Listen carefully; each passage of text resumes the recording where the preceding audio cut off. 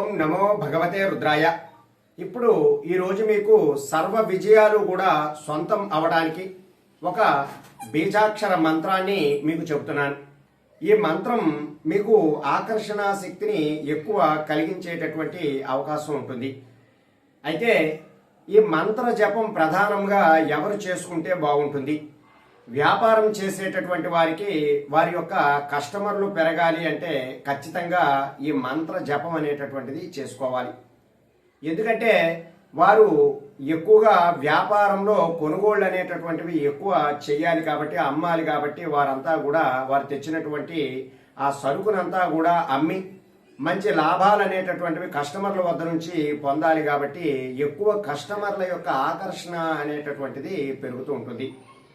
అలాగే సభలో తమ యొక్క మాటలు వినడానికి కానీ లేదా సంఘంలో తన యొక్క మాట వినడానికి కానీ ఈ యొక్క మంత్ర జపము కనుక చేసుకున్నట్లయితే ఖచ్చితంగా ఆకర్షణ శక్తి అనేటటువంటిది పెరిగి మీరు చెప్పేటటువంటి ప్రతిదీ కూడా వారు వినేటటువంటి అవకాశాలు ఎక్కువగా ఉంటాయి. అలాగే వ్యాపారస్తులకి కానీ లేదా భార్యాభర్తల మధ్య ఒకరిని ఒకరు వారిలో వారికి ఆకర్షణ శక్తి పెరగాలన్నా సరే కూడా ఈ మంత్ర జపం అనేటటువంటిది చేసుకున్నా చాలా చక్కగా పనిచేస్తూ ఉంటుంది. అయితే ఈ మంత్ర జపము ఏ రోజునైనా సరే మనం ప్రారంభించవచ్చును. అలాగే ఈ మంత్ర జపానికి ఎటువంటి మాలని కూడా ఉపయోగించవలసినటువంటి అవసరం లేదు, ఎటువంటి నియమాలు కూడా పాటించిన అవసరం లేదు. మీరు ప్రాతకాలాన్ని నిద్ర లేచిన తరువాత చక్కగా స్నానము చేసి ఈ యొక్క మంత్ర జపము చేసుకుంటే చాలు. మీరు అవకాశం ఉంటే 108 సార్లు వరకు ఈ మంత్ర జపం అనేటటువంటిది చేసుకోవచ్చు. కానీ 27 సార్లు చేసినా సరే సరిపోతుంది. ప్రతిరోజు కూడా ఈ మంత్ర జపము గనక చేసుకున్నారు అంటే ఖచ్చితంగా మీకు మంచి ఫలితాలు అనేటటువంటివి వస్తాయి. మీకు పెరిగినటువంటి ఆకర్షణతో మీరు సంఘంలో కానీ లేదా మీరు చేస్తున్నటువంటి వ్యాపారంలో కానీ చక్కగా మీకు విజయం సొంతమయ్యేటటువంటి అవకాశాలు ఎక్కువగా ఉంటాయి. ఇంకా రియల్ ఎస్టేట్ వ్యాపారం చేసేటటువంటి వారు కూడా ఈ మంత్ర జపము కనుక చేసుకున్నారు అంటే ఖచ్చితంగా వారి యొక్క సేల్స్ లో విజయవంతం అనేటటువంటిది పొందుతారు. వారు ఈ మంత్ర జపముతో వారి వద్ద ఉన్నటువంటి ఆ ప్రాపర్టీస్ అన్నింటినీ కూడా సేల్ చేసేటటువంటి శక్తి మీకు కలుగుతుంది.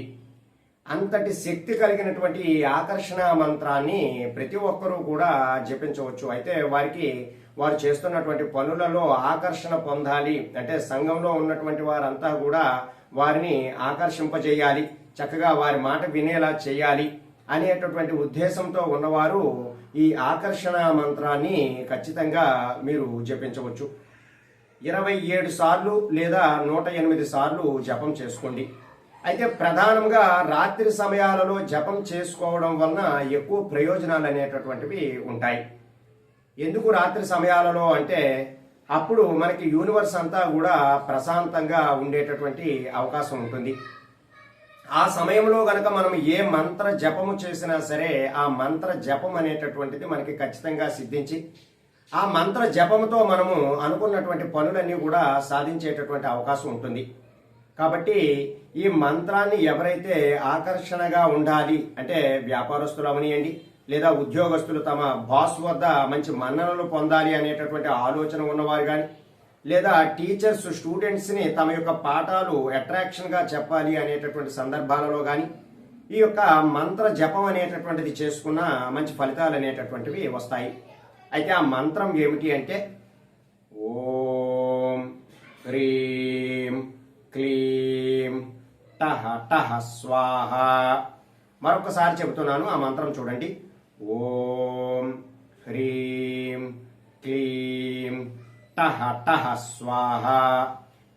ఈ మంత్ర జపముతో మీరు కోరుకున్నటువంటి ఆకర్షణ శక్తి పెరిగి మీరు ఏ పని చేసినా సరే విజయం పొందేటటువంటి అవకాశాలు చాలా ఎక్కువగా ఉంటాయి. ఈ యొక్క పరిహారం ఆచరించడానికి ప్రయత్నం చేయండి. సర్వే జనా సుఖినో భవంతు. శుభం.